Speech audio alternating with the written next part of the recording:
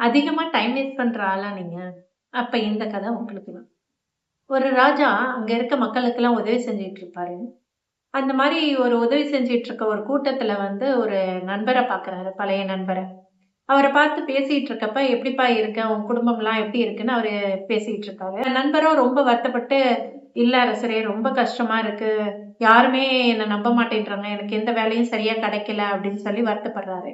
உடனே அரசரும், "சரி, நீ ஈவினிங்குள்ள உனக்கு எவ்வளவு தங்கம் வேணுமோ அவ்வளவு தங்கத்த நீ அரண்மனையில இருந்து எடுத்துட்டு போய்க்கலாம்." அப்படின்னு சொல்லிடுறாரு. உடனே இந்த செய்திய நண்பரும் அவரோட மனைவி கிட்ட போய் பகிர்ந்துக்கிறாங்க.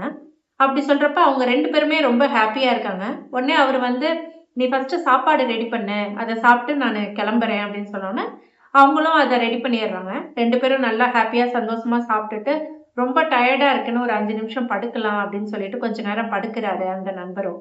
அ அதுக்கப்புறம் எந்திரிச்சு பார்க்குறப்ப கொஞ்சம் டைம் ஆயிடுது. சரி, இப்ப கிளம்புனா தான் கரெக்ட்டா இருக்கும் அப்படின்னு சொல்லிட்டு, அந்த வெயிலையும் பொருட்படுத்தாம கிளம்பிடுறாரு. ரொம்ப தூரம் நடந்து வந்துகிட்டே இருக்காரு. அப்ப பார்த்தா அவரால முடியல. ரொம்ப களைப்பா இருக்கிறதுனால, ஒரு மரத்தடியில ஒரு 5 நிமிஷம் உட்கார்றாரு.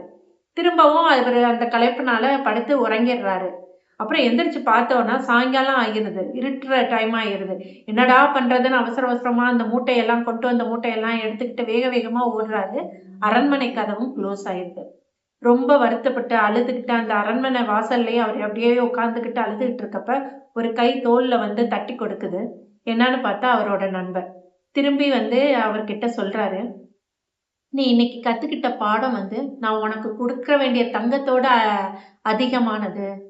டைம் ரொம்ப பொன்னானது. அத நம்ம வேஸ்ட் பண்ணிட்டோம் அப்படின்னா, திரும்ப அது நமக்கு கிடைக்காது." அப்படின்னு சொல்லிட்டு அவரு சொல்லுவாரு. அப்பதான் அந்த நண்பருக்கும் புரியும். நமக்கான ஆப்பர்ச்சுனிட்டிய நம்ம எப்படி இழந்துட்டோம் அப்படின்னு சொல்லிட்டு. இப்ப இருக்கிற பணக்காரங்களா இருக்கட்டும், ஏழைகளா இருக்கட்டும், எல்லாத்துக்கும் 24 மணி நேரம் தான். ஆனா அத அவங்க எப்படி யூஸ் பண்ணிக்கிறாங்க அப்படின்றத பொறுத்து தான் அவங்களோட வளர்ச்சியே இருக்கு. நம்ம எவ்வளவுக்கு எவ்வளோ நம்ம டைம யூஸ் பண்ணிக்கிறோமோ, அவ்வளோக்கு அவ்வளோ நம்மளோட வளர்ச்சி அத நோக்கி முன்னேறும். Time is priceless. அத கண்டிப்பா உபயோகமா யூஸ் பண்ணிக்கலாம்.